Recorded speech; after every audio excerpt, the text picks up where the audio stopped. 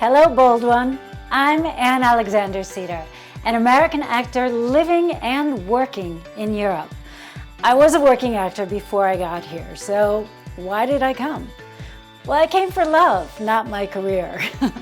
But I have somehow managed to make both work, which I'm very proud of, even though I took a 16-year hiatus to raise my son and had to start all over again from scratch as a woman over 40, a foreigner who didn't speak the language perfectly, or maybe not at all, and zero current showreel material, unless you count me at the playground with my son.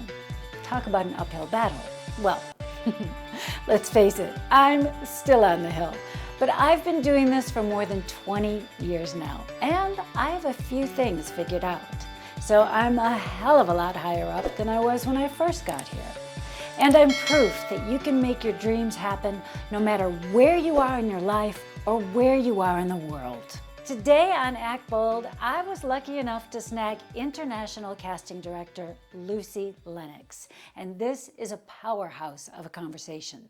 We talked about so many interesting things, such as why flow is important when it comes to creating a character, what makes an actor's headshot stand out from the rest, the magic of individuality.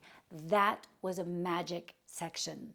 The importance of accepting yourself as you are right now, and why you should never catfish a casting director.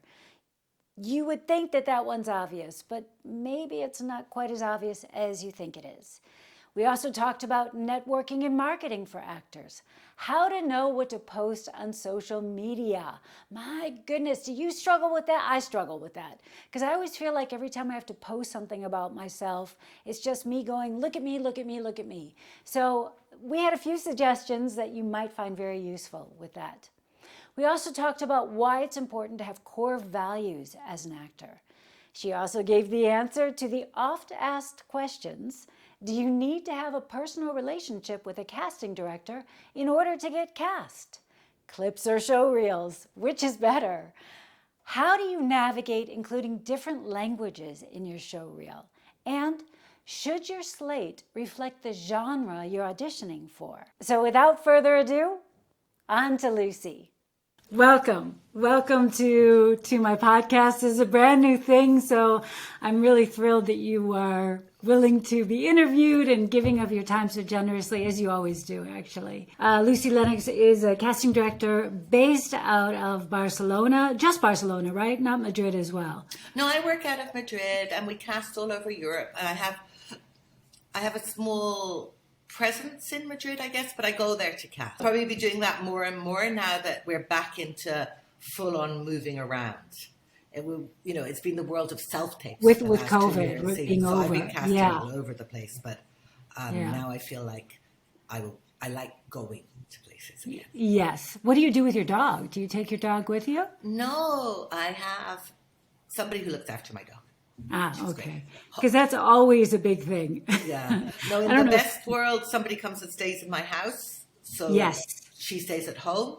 And otherwise, I have very nice people in my neighborhood, and I just drop her off there, and she's very happy.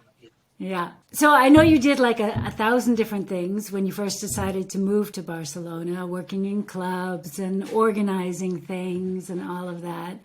So I was wondering what from all of the different things that you learned you found helps you most in your current facet as a casting director? That's a very good question. I think what helped me, everything helps.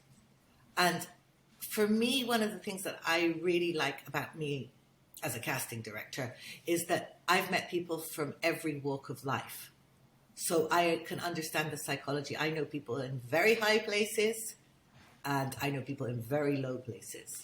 Yes. And so that I have a very, wide, I like people, I like psychology of people, but I think having lived all these different worlds and traveled to all these different places and worked in different things which are very far from the film industry, I have a very good vision of what makes people tick.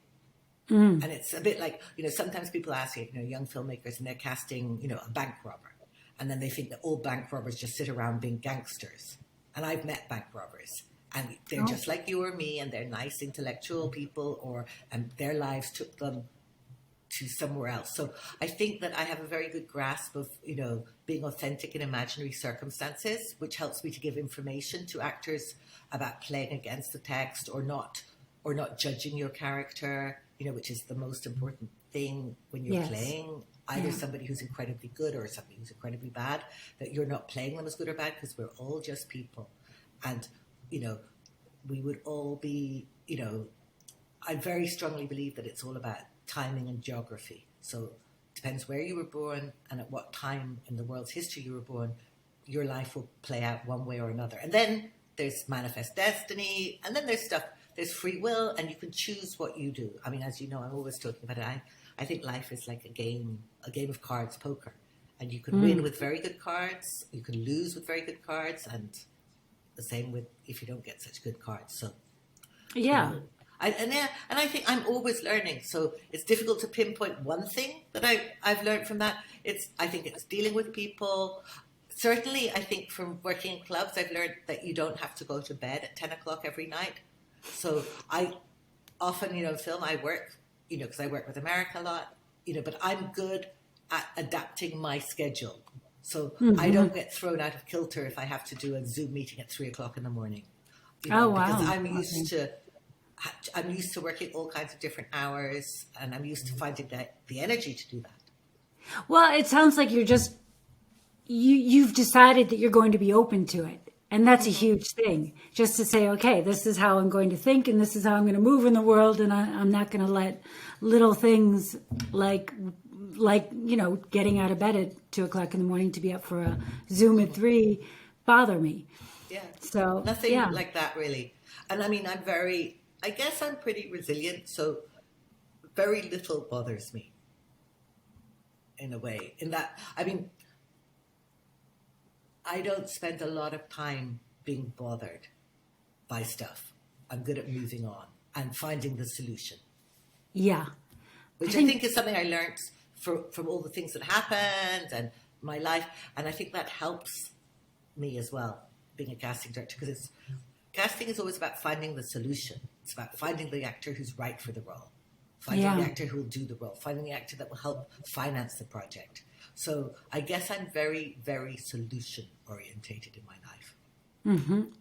Yeah. Well, I can see, and also the empathy that you have for people, that really, really comes through in all the different things you do, like the Facebook group that you ran forever. I think you've now switched it over to Brainstorm Studios. Yeah, I want to close. Yeah. It's still open. Get Inspired, and you were very much an important part of that because we did your reading and everything. Yes. I loved running that during the pandemic, but and I really believe that actors need to be in a community. So I've set up a platform, the Actors Home, for that, just so that actors can communicate with each other and ask questions, but without being on social media. But I just want to get off Facebook in the way that it's become like an open platform, like the algorithm. But also, as you know, I have a dog and I adopted a dog, but because I'm in the algorithm, it doesn't matter how many times I say I'm not interested. Every time I open it, there's either somebody who's lost a dog and is looking for it, and that breaks my heart. And then I reunited a cat, though I was very proud of that, because I saw a cat on one feed that was lost, and on another feed a cat that was found, and it was the same cat. That was my great achievement so far this year. So I was able to put them in touch. So the cat went home, but I think that is probably things. But most of the time, you can't reunite the lost dogs or the things, and it really takes up a lot of my time because I go down rabbit holes. Me too. I totally understand. Facebook knows my interest, so it's dogs and cooking. So every time I open it up, there's another recipe, and I'm like, oh, I'll have to look at that, or a gadget. And I want to not do that, and I'm more into. I think it's lost some of the community aspect of it. So, and I think community is important. So that's why I'm doing it elsewhere, and because then I can control the spam, and I don't want people using my community to sell things, because that's not what it was about, or to promote stuff. And I'm very careful about that. Anyway, so that's why I'm doing that. Yeah, I think And it's I'm also like, very focused, right? I mean, it's all about, it's not, you're not being distracted by lost cats. It's all about acting and the business of acting and, yeah, and everything related to that. yeah, and trying very hard to make it so it's about communication and Yeah. this hybrid world, so that you actually see people and you know who the people are. But so that's thing. But I think the empathy thing comes from. I come from, my family's very empathetic. I mean, as in Ireland, we're an empathetic nation. So and I've been thinking about that a lot, because there's this trial that's happening tomorrow. I shouldn't say probably tomorrow, because I don't know when you're going to publish it. There's a trial happening at the moment for the humanitarians in Greece, where they're facing up to 25 years of going to jail. And this is Sarah Mardini, who's the film The Swimmers, which is out at the moment, is based on her and her sister's exit from Syria. And then after Sarah went back to Lesbos to help other people escaping, with sea and air rescue, and she was working with an Irish guy called Sean Binder, and they've been arrested. I mean, this has been going on for a very long time, but the trial is this week. So what Sean says is that he wants it to go to trial because it's not illegal. They're going to trials for helping people who are drowning. For helping people who were drowning? So they've been prosecuted for helping people who were drowning. Okay. For human trafficking, because they're assisting human traffickers and they're assisting things because Europe is trying to close the borders. Right. And a lot of what Sean Binder is saying is about, he wants it to go to trial because it's not illegal what they did, but also because it's about helping other people, and it's about humanity, and it should be normal. It shouldn't be that you're a hero because you're empathetic and you help other people, and it should just be normal. And that's what I believe. I think it should be just normal to try and help people. It's like being an actor. I think when you're an actor and you're in a scene with somebody, you should elevate the other actors. Yeah. Because collectively we rise. And that's the same way. So I believe that if I help anybody in any way, by an act of random kindness, or because I'm giving information that they don't have access to, or I'm just letting them know, then I'm helping people rise. And the more that we all rise, the better the world will be. Yeah, I mean, that's a little bit more evangelical than what I like, but I like it. And I like talking to people. Yeah, but you know what? It comes across. It really comes. As you were saying, our very first meeting was on the Get Inspired platform on Facebook, where you just were offering to help organize table reads for people who are screenwriters, which I also do. So, and that was a huge help. And it was just, you donated your time and organized the cast and everything. So, and also, I just did your workshop, and just there's a generosity there. Generosity is like a side effect of your empathy. But I benefit from it. And I think that's the thing and it's important. I was talking to a guy called Dennis, who runs the Buddy Film Foundation in the Netherlands, and he helps refugees with films and things like that. And we were both saying, but people say, oh, you're so generous or something like that. I don't feel particularly generous. I feel, I just like it. It's something that gives me great joy. I like solving problems. I loved, when I had so much time during the pandemic, I loved helping people with their table reads, because I saw, how much joy it gave actors to be in a project, and how much it helped the screenwriters to make better scripts. And then if we have better scripts, hopefully we'll have better films, or there's this little part of being part of a lot of different puzzles. Yeah, absolutely. I don't know if I ever told you, but that script was a finalist on the Mallorca Film Festival. That's amazing. Yeah, thank you. It was really cool. Really good. Yeah. And it's just, it's things like that. And it's also one of the biggest motivations I have in life is not to be bored. Yeah. Not to be bored and not to be bitter, I think. It used to be just not to be bored. And now it's not to be bitter in the sense that, I don't want to get rancid as I get older. I still want to, and to be not rancid, I think, or bitter, you have to keep adding joy. It's like cooking. You have to keep adding air. And, I get a lot of joy, things that gave me joy in my 20s, not so much anymore, or 30, and the things. And now it's the time I get an enormous amount of joy of, I don't know, seeing somebody who I've given them some advice in a moment doing well, or somebody just being, having fun. Yeah, absolutely. I've just ordered a book yesterday that a friend recommended to me, which is called Pleasure Activism. And it's about being joyful is one of the strongest ways of being an activist in the world at the moment. So it's interesting. It's something that I'm exploring. It's like, if you are happy, it is a form of activism at the moment, because the world's trying to push everybody to be so miserable and difficult, or even, and I think it's one of the things I'm very, impressed about by people, who've lost everything and then suddenly they're joyful again. And they find their way through joy, and people expect them just to be miserable, and I've seen that, I have a couple of friends from Ukraine, and, I was looking at their posts yesterday. I mean, it's social media, but also talking to them, and they've gone through the worst, they've lost their home, they've lost members of their family, and then suddenly I see them finding joy. One's a DJ and she's DJing in the Maldives at the moment, and I know that it's not negating all the difficulties that are very much there, but the ability to have that yin and yang, I think, is very important for actors and for humanity. Yeah. Well, I mean, I do think we need the balance in life of having gone through things that are difficult. I do. I mean, they may not be fun when we're going through them, but they're important for our growth as human beings and our empathy as human beings, and knowing what we're capable of. That's And that's, I think, which is one of the wonderful things about being an actor, is you can live these different lives as well and explore what it's like to go through these things without actually going through them.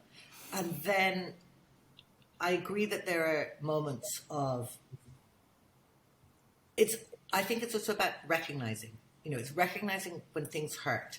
It's recognizing when things are difficult, but allowing it to flow, because if you stay stuck in something, then it's when it becomes chronic and become bitter or depressed or things like that. And it's like, I've been through some extremely extreme circumstances, mainly because of my family and things like that in the last 6 or 7 years. And I don't negate those, but I've also found ways to have fun or joy. And sometimes it is about living it vicariously through other people, because you can't do it in your own life. But I like that. I mean, that's why you go and watch films, or sometimes you go films and you go on a journey of resilience, because you see how somebody survived something. Yeah. And that's good for you. And sometimes you go and you just have something that brings joy and makes you happy. Yeah. I also have been through a lot of interesting things in my life. Had a couple brushes with death, twice where I was in a induced coma for a long time. And I compare that to going through the fire. You just have to get through it, because on the other side, there is no fire, but you just got to get through it. And it does cook you and change you, but you have to do it. There's no way around, because the fire's everywhere. So you just got to push through it. Yeah, totally. Yeah. Well, we've kind of gotten off track, but very interesting off track. That's my problem. I'm writing haikus at the moment. Oh, are you? Well, I'm experimenting with artificial intelligence. It's so fascinating. Have you been on ChatGPT? Yeah. Oh my God, what a rabbit hole that is, no? Yeah, it really is. But that's why I'm trying to be focused, because I tend to go off on a tangent. And so by making my thoughts condensed into 17 syllables, I mean, you can see them on my Instagram page. I'm publishing them. It's a sort of digital era project, but I'm really enjoying it, because it's like, it's playing around and trying, my motto for this year, which is obviously not happening right now, is keep it short. Okay. I don't know how it will go by keeping it short. Go into a speed round and go. Okay, so what is your preferred method of meeting actors? Speaking of a speed round, my preferred method of meeting actors is I don't care. I've done another thing that I'll publish quite soon. It's about an A to Z of how I've met actors, and I've chosen an actor for every letter of the alphabet and how I've met them. So I have met actors because somebody's introduced me to them. I've met them because their agent has suggested them. I've met them because I've had to, one of the actors I know and I've known for many, many years, Amaru Kaishapanta. I met him because I needed to catch for a speaker, and it was a long time ago. So I found a free paper for the Latin American community in Barcelona, and I just called people until I found him, and he's an amazing actor and has had an amazing career. But, I met him because I rang somebody up, and then he came into my life. I met a very old Filipino actor once because I knew where he lived, but nobody had a number for him. So I sat outside his door for 3 hours waiting for him to turn up so I could tell him, because I needed somebody for a role. I have met actors at festivals. I've met actors doing workshops. I've met actors. I always laugh. I cast a German actor, Philip Booth, last year for The Diplomat. And I did a course in Mallorca at the AIM.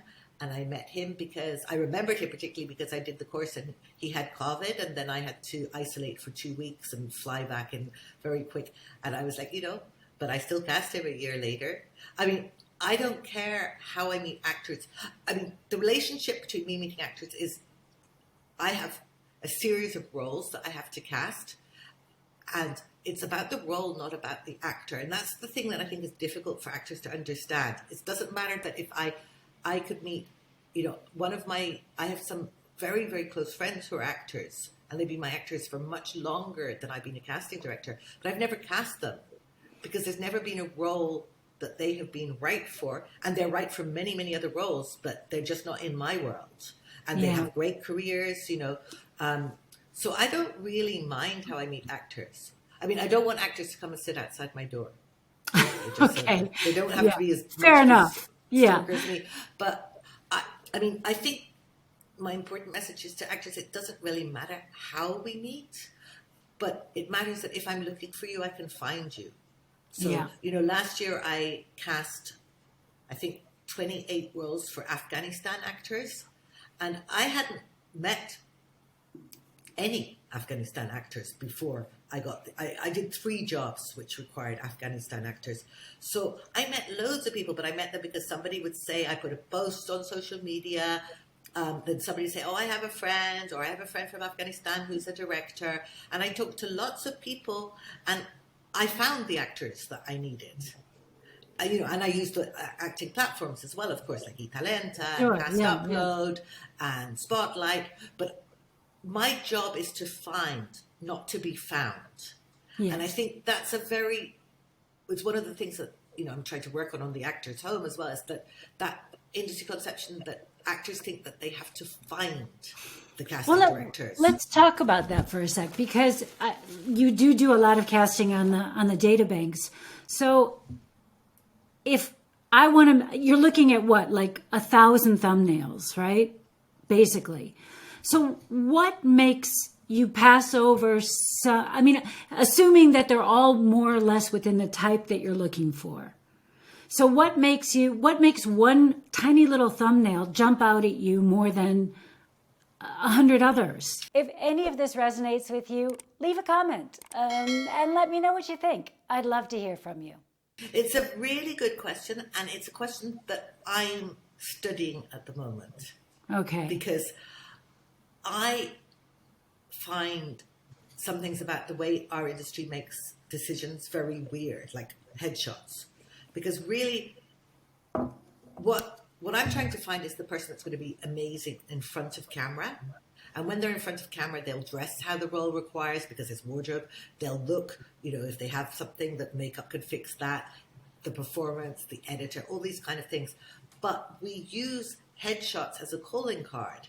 And I get really frustrated when I go to meetings with producers, and it happens a lot, where I present people and they'll say, I don't like that person because they're too, or I don't like the way they look or something like that. And I'm like, you've just looked at one picture of them. It's a still image.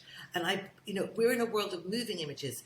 And I've had that happen a lot. And I said, I've just put the picture there as a reference, but I want you to watch their showreel. Yeah. Or I want you to, and showreels is a whole other thing, but I want you to see them doing a casting if I think that they're right. But that requires me to do a lot of watching of actors, seeing them, and showreels are not really the right place for that either. So in the olden days, that was why you went to the theater a lot. And you saw actors how they were, or you watch short films, or you watch actors. But now in this new digital era that we live in, everything has become so quick. So instead of, like when I began my career as a casting director, what we would do, we'd have the brief, and then I worked with Pep Mangal. We had a very good database that he had an assistant updating it every day, adding people, stuff like that. And we would put in the requirements in our database, but we personally knew everybody in the database. Wow. Or had seen them in theatre, or seen them, I'm talking about in Barcelona, and this would have been in the 90s, or the beginning of the 2000s. But everybody in the personal databases was known, and every photo was not a headshot, it was a picture taken in Pep's casting studio. So it was very artisan, and then we would get a list from the database that was a private database, and then we would talk about people.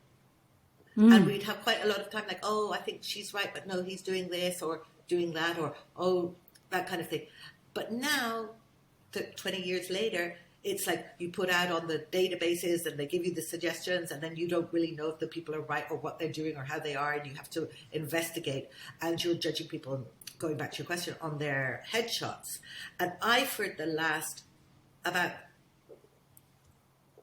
up until very recently, I was saying to actors, oh, don't worry so much about headshot, and then I realized that was shit advice, because that is how their first impression. So now I was writing last night guidelines for headshots for actors. I've been working on that. I'm trying to investigate what it means to have a good headshot. So part of it is to look professional. Other part is to look like you. And the other part is just to make sure that you are transmitting something that shows your essence. So that if it's right for you, it's right for you. And then you just have to be like, trust that you're not going to be right as an actor for every role. You're not going to be right for every role, for every director. Like, I could show your headshot to 5 directors and they would have a completely different reaction to it. And that's part of my job, is to be very empathetic with the director. So when I'm working with a director, I need to look at their work to see what kind of physiognomy. There's directors, that I can tell you that I look at their work and I know that they like people with their eyes very wide apart. Mm-hmm. There's a sort of, or they like people with very big noses, or they like people with very weird stuff. And then I will skew my proposals towards that. Sure. And that's why people, often say, oh, you just get it. When I get it, but I've spent quite a lot of time doing that. And then sometimes it's like throwing shit at the wall. So there are people who just want to see billions of people. So you put billions of people and you have to wait for them to tell you who they reacted to. Wow. Do you find that that's something that happens more with newer directors? Or even, no? No, it just seems like it would be such a waste of time to not let you do the pre-selection. No, it just depends on... It depends on their way of working, and it depends on it's just a personality thing. It's like, for example, I bought a house. When I bought 2 houses, but both times I saw 3 houses before I bought them, because I was very clear about what I wanted. I didn't feel, oh, there's going to be something better. So, where I am today, I walked in here. It was, I think, only the 3rd place I'd seen in this area, or the 2nd, and I knew that it was going to be my house. I didn't wait. Whereas I have friends who also buy houses, and they have to see 500 to make sure that they can trust their thing. instinct. And also they enjoy going to see houses. I don't in the same way. So it's just a personality trait. And it's like, I think that's the other thing that I always like to say is that we have to remember that everybody in our industry is different. Like people who are saying to me, how do casting directors like this? And I'm like, I have no idea how other casting directors like it. I can tell you how I like it. I can tell you what my friends who I've talked to like it. But people have different ways of working. And casting directors are doing a very similar job. So we have a lot in common usually. But directors, there's some directors, there's guidelines which make sense, like common sense. I mean, I think a lot of what I'm thinking about at the moment is that there's stuff that is common sense. There's stuff that I'm introducing into the world at the moment that is artificial intelligence, which I think is great because artificial intelligence backs up common sense. And then there's this magic of individuality that we can't tell. And there's this intuition. So I think And the headshots alchemy, like understanding the alchemy between people, the yeah, chemistry, the alchemy. yeah. Yeah. So I think with headshots, they just have to be, they have to look like you, and they have to look like, so much of the time you can see fear and lack of self-love in the eyes of an actor when they do their headshot. You know, in the same way that I am always trying to work with actors to get them to watch themselves with love. Yeah. Like when I say to actors, you know, watch your work, tell me what you like about it before you tell me what you don't. Because actors have this weird self-criticism. So if I, you know, tell me about your showreel, tell me about the, well, and they say bad things about themselves. I'm like, how can you expect the world to think you're great if the person who knows you best in the world doesn't think you're great? You know, and it's this very weird dichotomy. And it's the same with photographs. Like, I hate photographs of myself. You know, every time I see a photograph, I'm like, ugh. You know, and my friends of my age are the same. We're like, oh, you know, or when you look at your passport photograph, it's really funny. The journey of your passport photograph, when you get it, you hate it. And then 10 years later, you think, oh, I wish I still looked like that. And that's part of this weird thing that we have, that we're taught, you know, that looking younger is better, or all these kind of weird things. But I understand. But if you have chosen a life as an actor, you have to get over the things that other human beings have. Yeah. Not you don't have to get over. I can't tell anybody what to do. But, you know, if you look at headshots like we're doing it, you know, at the moment, of headshots, and you can see that the person inside them is thinking, I'm really not enjoying this process. I'm not enjoying having my photograph taken. It's there in the eyes. And that is a lot of headshots. So that doesn't speak to you in the same way. But on the other hand, they might be right. Like, you know, I always say that, like, for example, the Afghanistan photograph, I didn't care if they had or didn't have a headshot. I didn't care what their headshot was like. I didn't care what it was like. I just wanted to get them to do this casting. And a lot of them had great headshots, and they looked amazing. And depending on their headshot, I would decide whether they were going to be an older role or younger role. If, you know, there was energy that you get from them. But when you are, you know, a young female actor, it's really difficult because there's 5,000 of them. So how to stand out? It's really difficult, but the only way you can do is have a picture that is not your dating profile picture. Like, don't catfish the casting director. Yeah. You know, and as women, this is particularly for women. No, it's for men as well at the moment. It's like, let go of trying to look like an 18-year-old when you're not. Like, I have a theory that every woman in the world wants to look 26. So the 16-year-olds put their makeup on to look 26, and people of my age we do stuff, we have makeup, we have treatments, we have all kinds of stuff to try to look, you know, at that age, you know, and I mean, I'm saying 26, I'm 26, but it's like, that doesn't help then with your headshot, because then people can't place you and they can't cast you, and it doesn't matter. I've very rarely met women who haven't said, oh, well, I'm young for my age. You know, I did a casting once for very old ladies who had to dance. And about 4 of them came in, because they were in the waiting room together. And I think 4 of them came in, they shut the door, and they're like, I just want to check that I'm in the right place. Because there's a lot of old women out there. And, you know, I'm obviously look much younger than them. That's adorable. And I was like, no, it's okay, just dance. We're looking for a range of ages. But I see that with people the whole time. And it's like, you have to own who you are at the moment that you are. Oh, I see it like just going out to dinner with our friends, right? And I look around the table, I'm like, Jesus Christ, they're old. But I'm not thinking I'm exactly the same age. It's like when you go to a school reunion. It's like, who are all these people? Like, they didn't age well. No, exactly. Which is great. I mean, it's good that we see ourselves kind of like the way we would like to be seen. You know, you need that protection, I think. Yeah, but I don't think that's true. I get your point. In a world, I think we should see ourselves with the spirit that we'd like to be seen. But if you're an actor, I think you need to see yourself as others see you and love what others see in you. Well, that's true. Yeah. Because I see this problem the whole time, and we're seeing it a lot, like with, you know, Hollywood actors and stuff like that, is that they're clinging on to being there's that great, have you seen that great comedy sketch with the actors talking about the last day that they were fuckable? Yeah. Oh, yes, with Amy Schumer. Yeah, and I just love that. She's brilliant. Yeah. But it's like Yeah. that. It's like, and that's what I loved about, Jennifer Coolidge when she won the Emmy last year, and I'm a huge fan because it's like, she is like a messy older woman. And I just think that we have to embrace being messy older women, and that there are roles and you could win Emmys for them. You don't have to be.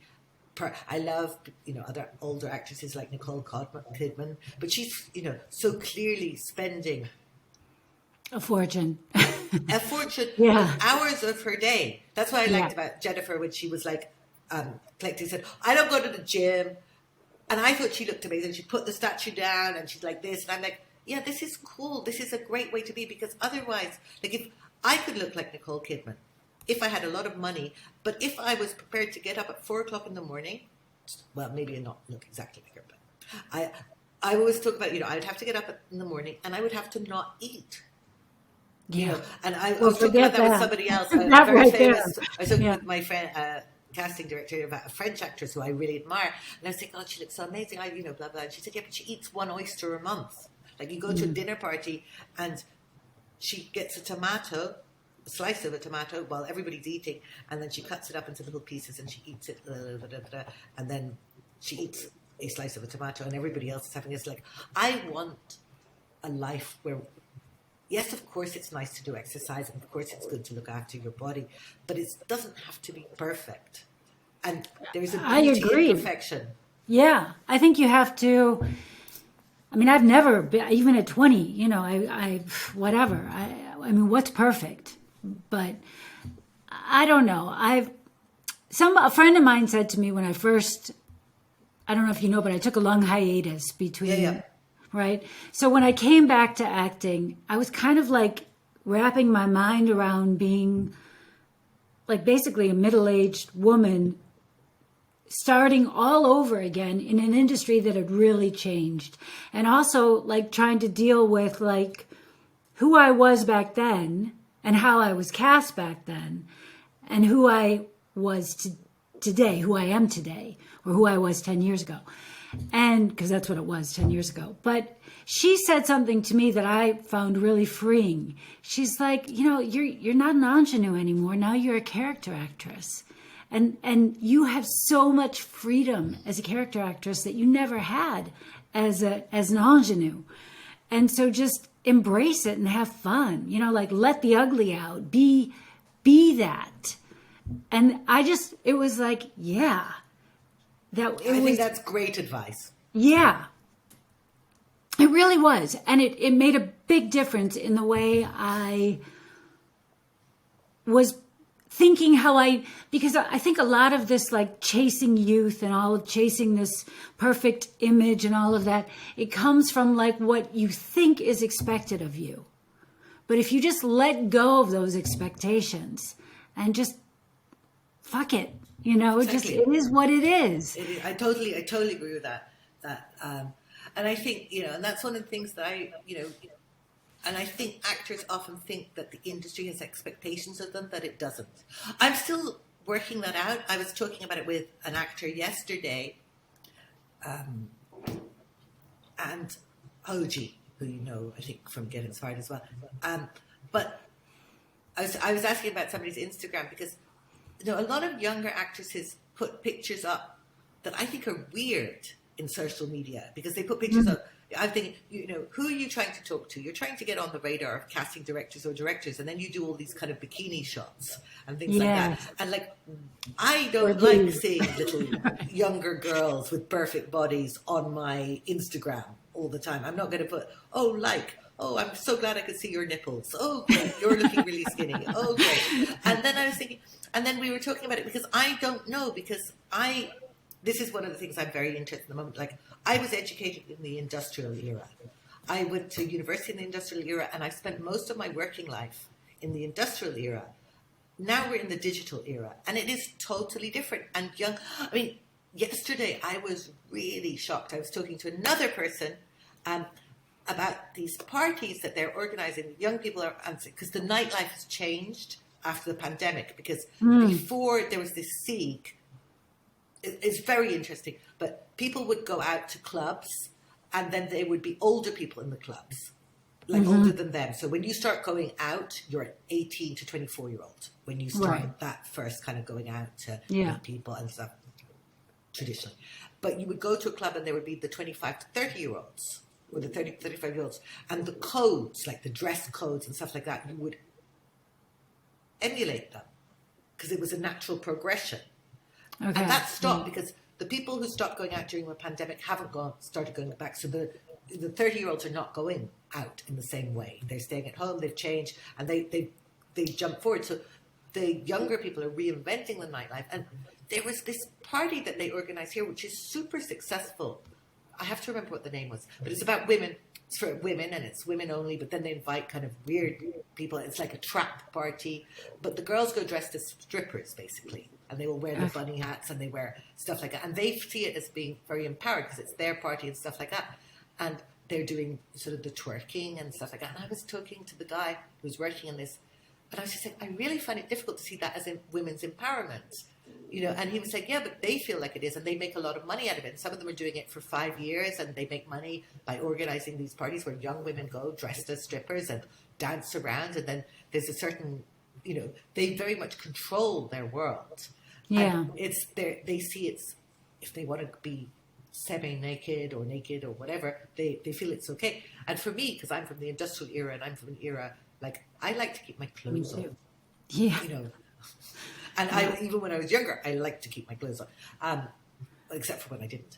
But you know, but when it was a more my, you know, things like that. My, you know, it's just a different world. So I'm trying to understand things about how people get on people's radar. I'm trying to understand, and I'm studying it a lot about. There's a lot of things to do with networking and marketing. Like there's the 7-4-11 rule. In networking, and I'm trying to apply those kind of things with some common sense to how they work for actors. And it's like, does it matter what if I see somebody like on 7? You're meant to have 7 contacts with somebody. So if I see an actor and she's in her bikini 7 times, and I don't particularly like it, does it make any difference? Because it means they're still on my radar. So if there was a role that was right for them, it's fine. And it's about. I haven't worked this out yet. It's the same, like, you know, I've often said I don't really like getting actors' newsletters because they're, you know, why would I need to take the time to read a newsletter from an actor that I already know, and they're not really telling me anything very interesting. They're just telling me what they have done. And I quite often know what they have done because I cast them to do it. But then I was thinking, I don't like them, but it makes me remember the actor. And because I don't have to, I mean, this is very complicated, and I have to really, I'm going to spend most of this year investigating this, because I don't have to like somebody to cast them. So you don't have to send me a bunch of flowers to make me want to cast you. You just have to be on my radar, but in a way that I think that I found you, not that you have found me. And I'm working out how that works, because I don't care if I see, I mean, there are things. It's a very thin line, so I'm not going to make a declaration about this, but I'm really thinking about some of the way the world works and the way that you get onto people's radar at the moment, and how you have to do it positively, but you don't have to be sycophantic, and you have to be authentic. So if you like being in a bikini on social media, go for it, but it's a weird one. But if you don't, and you're just doing it because you think that's what gets people to like you, then don't do it. Well, and it's which people are liking you also. But I actually have a new theory about social media, which, I mean, I have to admit I'm not the greatest on social media, but I had heard a phrase, which it's called HOPE, help one person every day. That's great. Yes. And I try and incorporate that into my sporadic posts. So I don't know if you saw that post about my Christmas tree falling over and the lesson that I had kind of learned from it. Yeah, I love that. And my takeaway was, you know, that it's not about what I want. It's about, you know, the future can be reinvented and blah, blah, blah. So if that inspired or helped someone that lesson or whatever you want to call it, then I think it's good. So if you can put up a picture, say the girl puts up a picture of herself in the bikini and says, you know, I used to hate my body and now I love it. But okay, great. So post that one picture and, you know, tell us your journey about that and make it something so that I understand and care about why you're showing me your bikini shot instead of just saying, look at what a great body I have, because that doesn't help me. I don't care if you have a great body or not. I mean, good for you. Exactly. But, and I think everybody has to choose their way through the path, because yeah. there's some people who just do that, and I think it's because they're playing with the algorithm, because that they get more likes because of it, and you know. And well, yeah, but who by who, right? I mean, tons of guys. But that's because actors think that if you have more likes and more followers, you're going to be more castable. So they're playing to get more likes and more followers, and that's. I mean, in some ways, it is true, right? I know people. That's what I'm saying. Yeah. What I want to be really, really clear about this is that I am not an expert on this, and so I'm studying it. So I'm not saying that what anybody should or shouldn't do. I'm saying how I react to stuff, and then I'm trying to work out what actually does work. Because, you know, 5 years ago, I would have been very clear to people that, you know, social media was just for fun, or maybe it was 10 years. I can't remember how long ago. And now, then I changed because I realized that it wasn't just for fun, it's for work. Then I would have think, you know, I don't think you need to play the game, but I think that if you do play the game, you should study it and do it well and not just do it randomly. So I've talked about that, I guess, in the class as well. You have to have a script. So for example, I love your hope idea. I think that is an amazing thing. It won't work for everybody, but I think that is an amazing thing, because that gives you a direction to where you're going. And I think that if you have a plan it's a bit like what I really believe that we need to do as human beings and actors, as everyone, is decide your core values.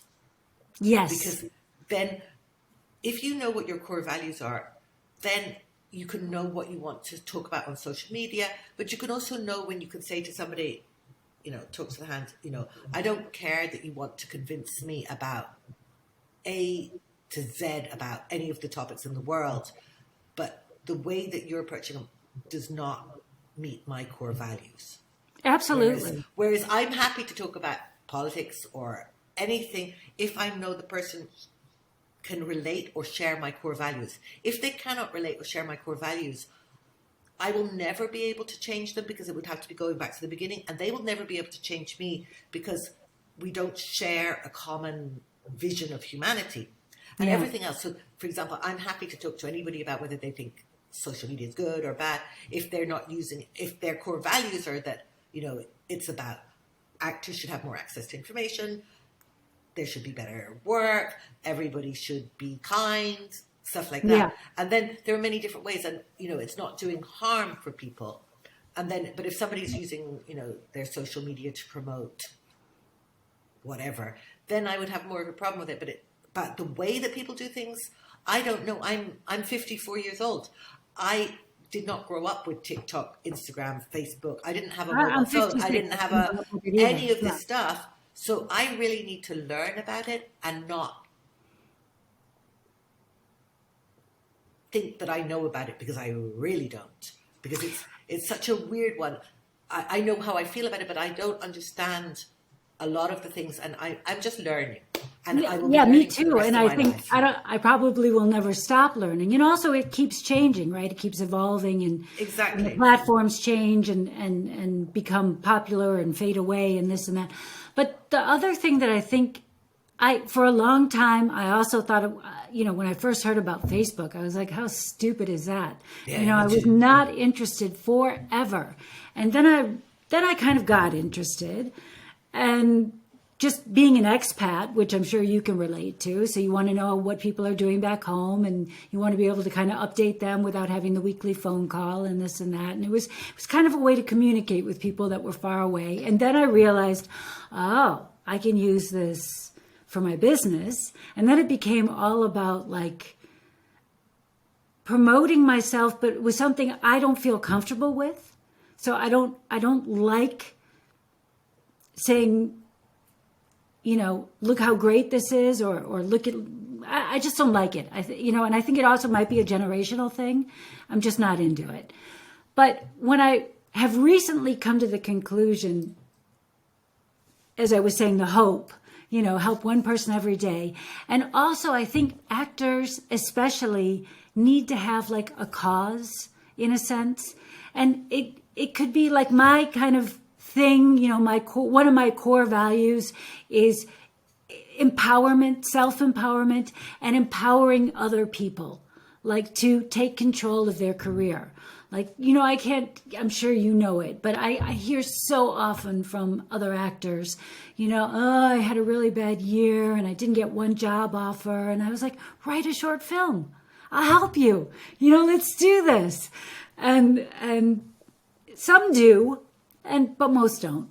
And I don't know if, I'm not sure what that is. And I'm also kind of like trying to decide where I want to be on that spectrum of, because I can also go way down that rabbit hole of like trying to pull someone up and waste a lot of my energy on that.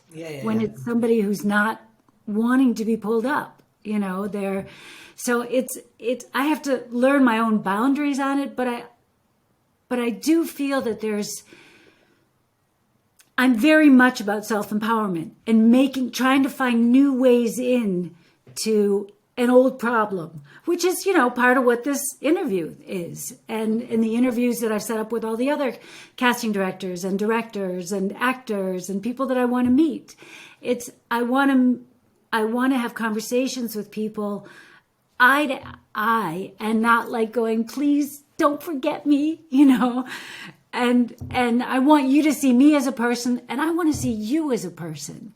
I don't want to see you as Luci Lenox, boom, boom, casting director. That's one side of who you are, but it's not everything about who you are. And I think the more we can communicate as human beings, the better off we'll all be. Yes, no, I think so.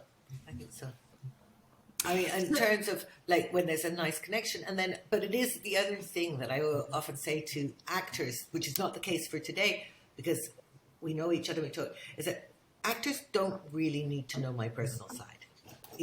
In terms of like, I like chatting and I like talking about stuff, and I like talking to you obviously because, we have this relationship from the last couple of years. But it's another thing, like I'm really different in my private life than in my professional life. And I think actors can choose that too. I mean, not that different, but I have, I'm trying to think how I'd explain this, is that a lot of the time actors think that they have to have a personal relationship with me for me to want to cast them. They say, oh, let's go for coffee so we can get to know each other. And I'm like, you don't really need to get to know me because I'm only a conduit for whichever project I'm working on. I do need to know you as an actor. And there's an element of like knowing how I like things to be done as an actor, as a casting director. But I think it's something that sometimes I think actors get confused by thinking that we have to have a friendship or even that they have to know things about me. And I'm like, you can know about me what I choose to share in the world as a professional person. And that, and I think about it quite a lot and what my core values are. And I always laugh about it because there's things like, I'm trying to think, I could tell, things that people would be very surprised to know about me, which you could probably tell right now. I'm very untidy, for example, which you can see because me I too. forgot to tidy You should see the other side of my room. Yeah. But because I was having this issue with downloading Chrome, I didn't get to throw everything that you can see in the background.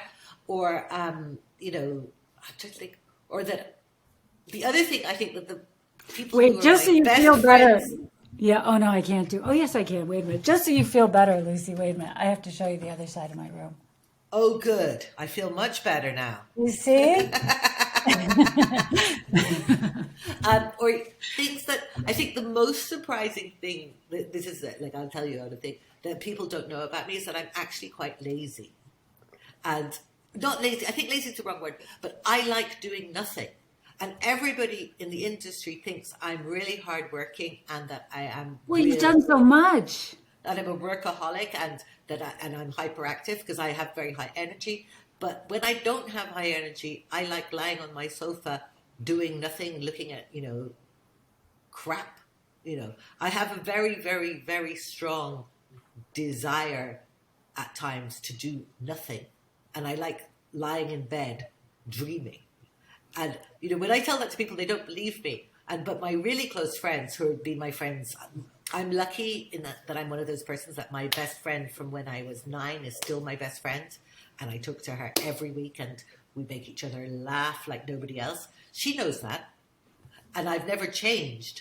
But people who are my friends from the last 10 or 20 years are like, yes, because you're a workaholic and because you do this and you do that. And I'm like, come around and watch 24 hours in the life of Lucy. There's a lot of frenetic activity, but there's also a lot of time where I'm kind of just chilling. Yeah. Well, I think you need to have a balance to burn out if you don't. Yeah. So what's the first thing you notice about an actor when they walk into your studio? If you've never met them before, because obviously it depends, because that's the other question I go back to. It depends what I'm looking for. It's like I am only really looking at people in, like, if they're walking to my studio for a casting, my first thing will be, oh great, they look exactly like I want, or oh, that's a shame, they look a bit, looks the wrong word, because my first impression is, oh great, they're the answer to the problem, or oh, they might not be the answer to the problem. Then is that an energy thing? It's the whole package. It's the energy, the essence, their voice, everything. This is when we're talking about people when you first meet. And remember that I often forget that it's the first time I meet them, because I've looked at their material, I've seen their photo. Like, they don't just come and arrive in my studio like poof. Right. There's been an element of me thinking that they were a certain way for them to come in. Yeah. And then when I meet an actor because I'm meeting them at a workshop or something like that, there is a variety of first reactions. One is, oh, they're interesting. That's what they're interesting. They could be useful, because if I meet somebody, like, for example, when I meet you, I think, oh, she could be useful because you're an American living in Europe. I cast Americans who live in Europe. That's it. So I think, oh, she could be useful. And because her energy or your energy would fit into a certain kind of roles that I have cast in the past. And hopefully we'll be casting again in the future. Yeah, but you never know. That's the thing. It's like, my career changes so often. Yeah. Sometimes I will think they will tell me things. Sometimes they will be into the category of like, oh, I can give them some really good advice, because I like doing that. That will help them. Because if I see somebody going down a very wrong path, I'm a bit like... Wait. What would be a wrong path?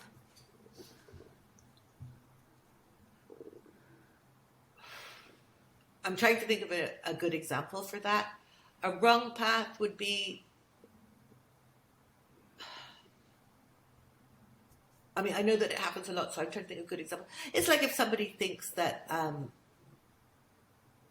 casting directors are judging them, or that we act as agents, or that we can resolve their problems, or that they come in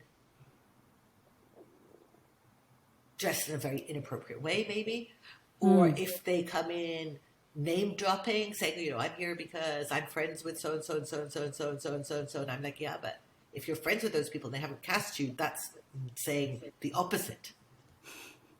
Yeah. Like, I've had people coming in, oh, I'm friends with so and so director, famous person, or blah blah blah, and I'm like, well, then why haven't they cast you? Because you know what I mean. Like, no, I wouldn't say that, but I'm just thinking, or.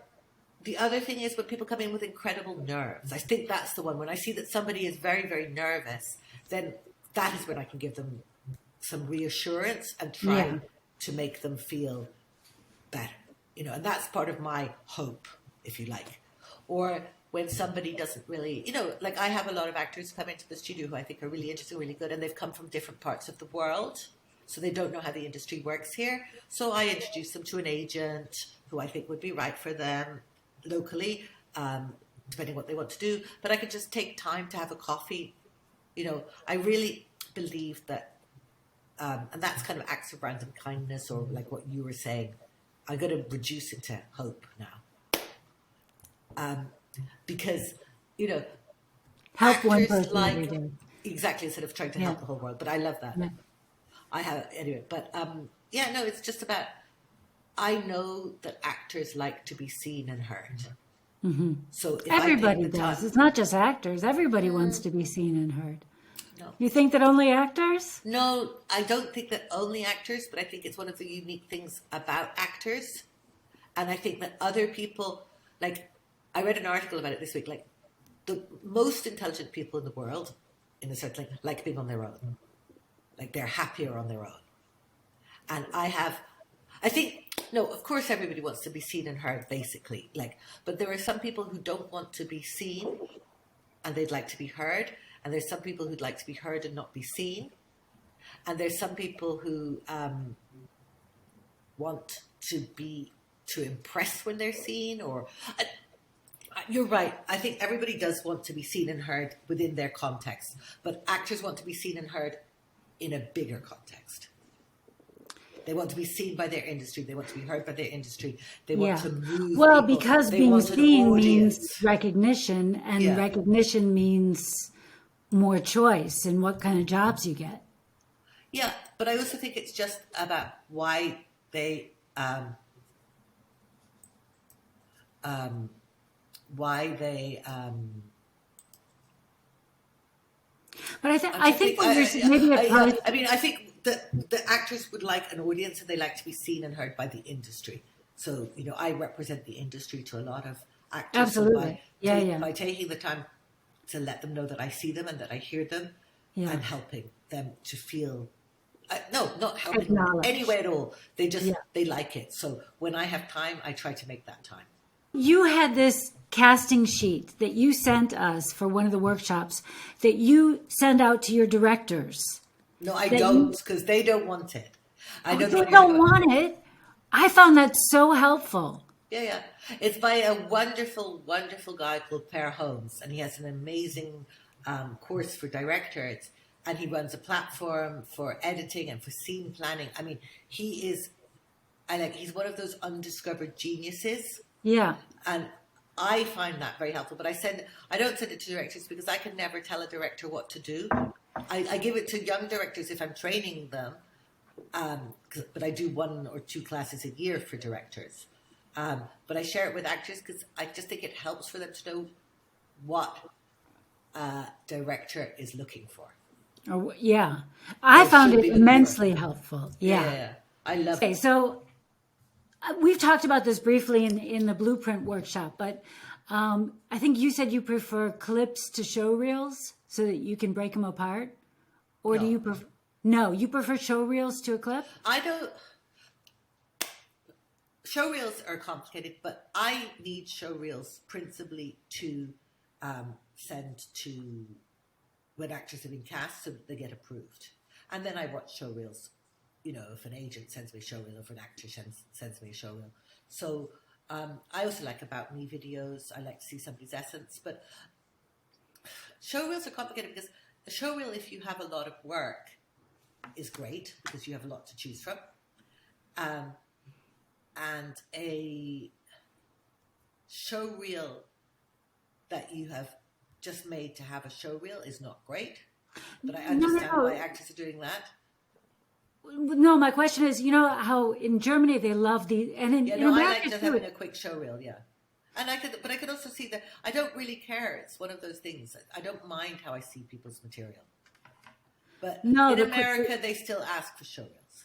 So, well, like on Actors Access, you can put a show reel up, but you can also just put like 60-second clips or less or more, whatever. But you can put a bunch of different clips, and so then you can do it here in Germany as well. I'm not sure. Yeah, I know, and I think that's great as well. I think that's good.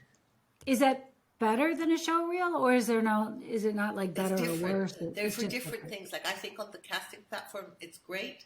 And then when I need show reels, is that when I'm submitting somebody for approval to a network after they've been cast, they often ask for their show reel.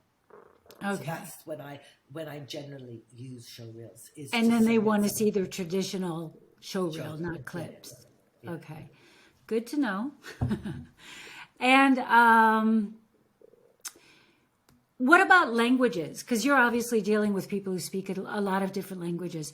In that showreel, would it bother you if there were different languages as long as there were subtitles? Or Of do you course want not. to? I mean, I cannot understand why actors think they have to have second-rate material just to show a language. Like, you should just have your best acting and then have subtitles. Period. Because Period. that's kind of what I would think as well. But then, as you say, everybody has these different opinions on it, you know? So I guess you have to just, in the end, go with what you think. And I agree with you that just, And also, it depends on what you have available to you, you know, and what you're aiming for. yeah. Because I'm generally working with actors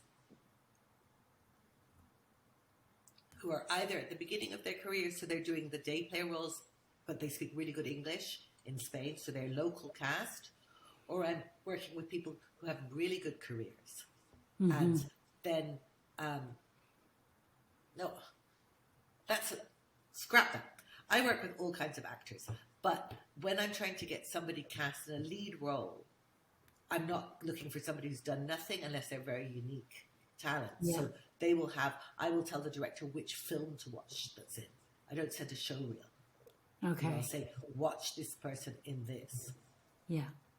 And then, and it's every actor has different material and different things. So it's just making sure that you're presenting yourself in the best way. And people who are multilingual, it's like, I wouldn't send a director or producer somebody who just shot something in Chinese just to show they shot Chinese. I'd just get them to tape a presentation or a little chat in Chinese, and then I'd show them acting, you know, in the film that they were really good at, and the casting, Right. for Right. example. That makes sense. Yeah, that makes sense. What about when an actor slates? Do you want to see them having the tone of the character that they've just auditioned for? Or would you like to see them as they really are? Probably them as they really are, but if they're going to get the role, there'll be something about their essence that will mean that they will be being them as they really are is believable as the character. Okay. That makes sense too. Yeah.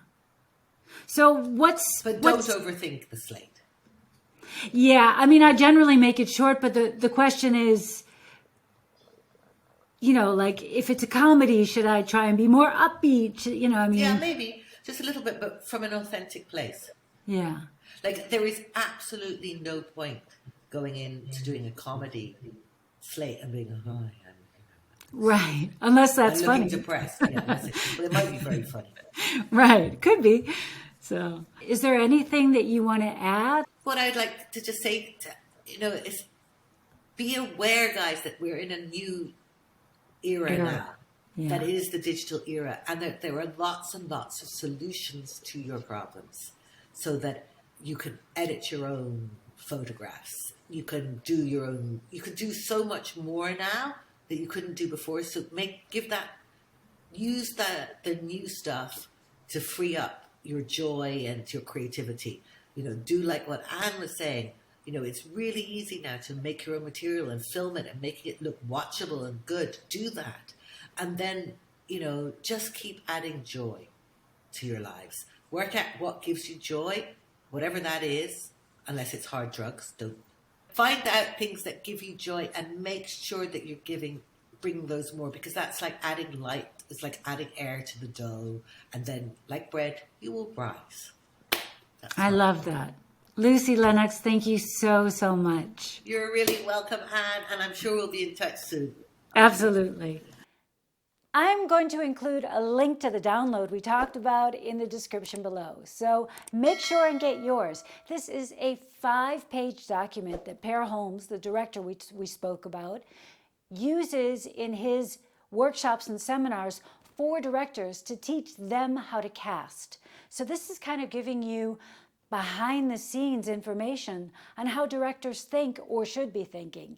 And I found it as an actor Very invaluable. So I hope you do too. Snag yours now.